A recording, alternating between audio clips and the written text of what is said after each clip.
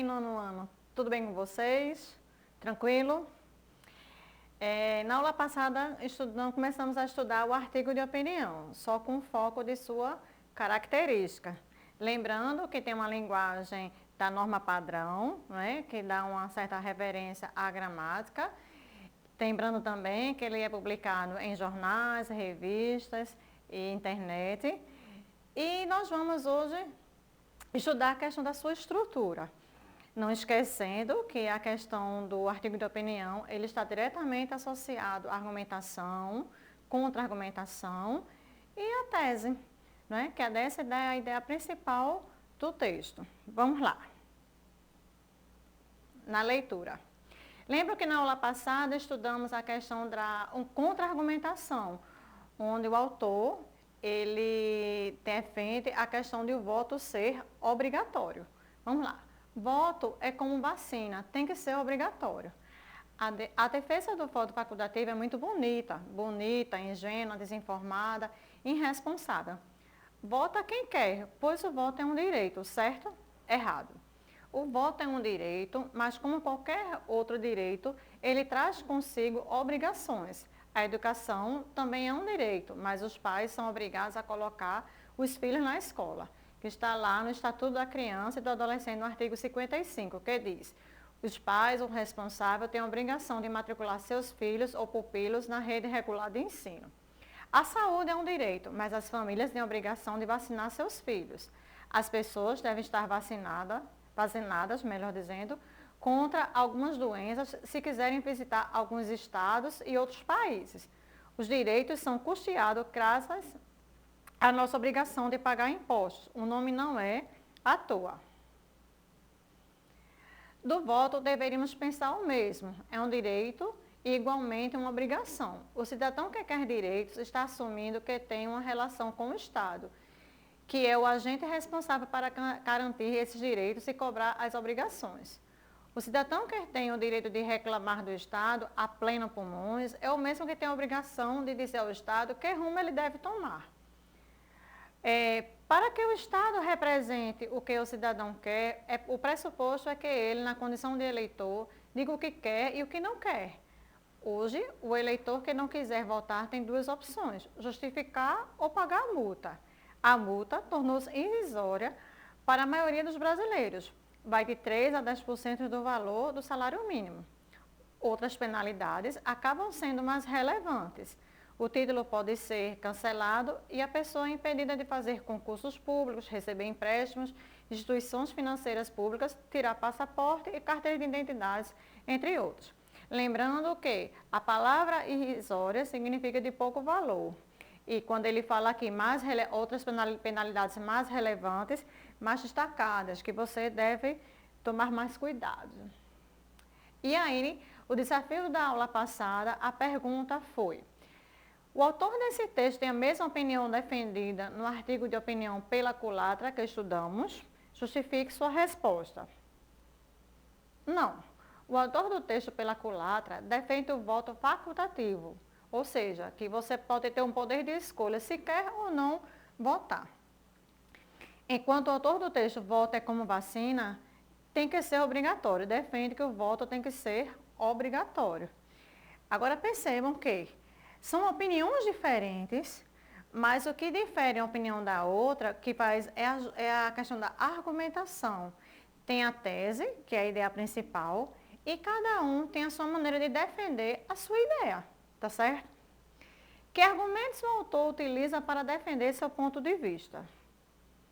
O autor afirma que o voto é um direito e todo direito traz consigo algumas obrigações. E aí, voltando para o texto, aqui ele fala a questão da educação, tá? Que os pais são obrigados a colocar seus filhos na escola, e também fala a questão da saúde, que é um direito, mas as famílias têm a obrigação de vacinar seus filhos, que hoje, no momento, estamos passando por essa situação de vacinação, né? E caso você não se vacine, algumas questões assim serão limitadas para você. Uma das questões se você não se vacinar, você pode deixar de visitar alguns estados, países, ou até locais públicos, né? Fora que quando você, no momento de hoje, você se vacina, você se protege e está protegendo ao próximo em relação à questão do Covid-19. Vamos dar continuidade. Aqui, gente, já estamos falando sobre a questão da sua estrutura. Voto é como vacina, tem que ser obrigatório. Perceba que isso aí é o título.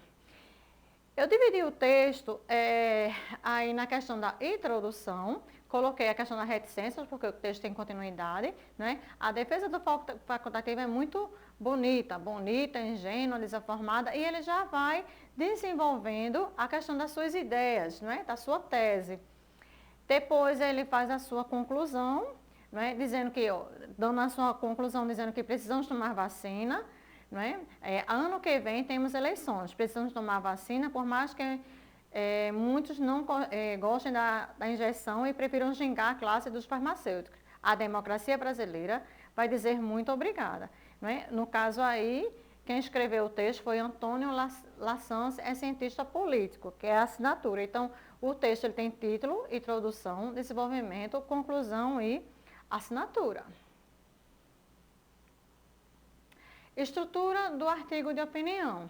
Como eu falei, a introdução é o início do texto, o momento em que o autor apresenta e contextualiza o assunto que vai discutir, é a exposição.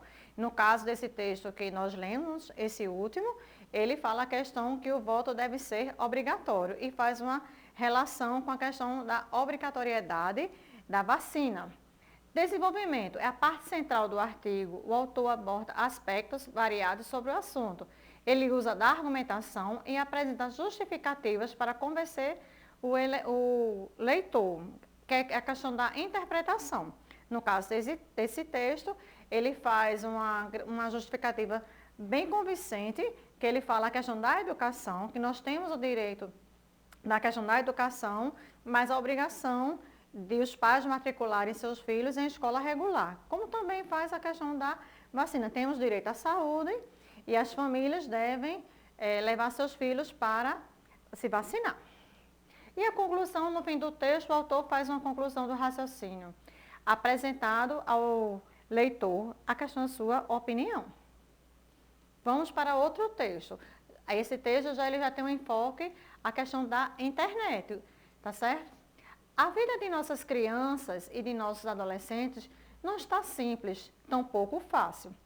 São tantas as tentações às quais eles estão submetidos que fica difícil resistir. Está difícil principalmente porque a formação crítica que eles precisariam ter a respeito da vida tem sido escassa, ou seja, pouca. Família e escola pouco têm investido nisso, talvez porque subestime a capacidade de reflexão dos mais novos, ou seja, das crianças e dos adolescentes.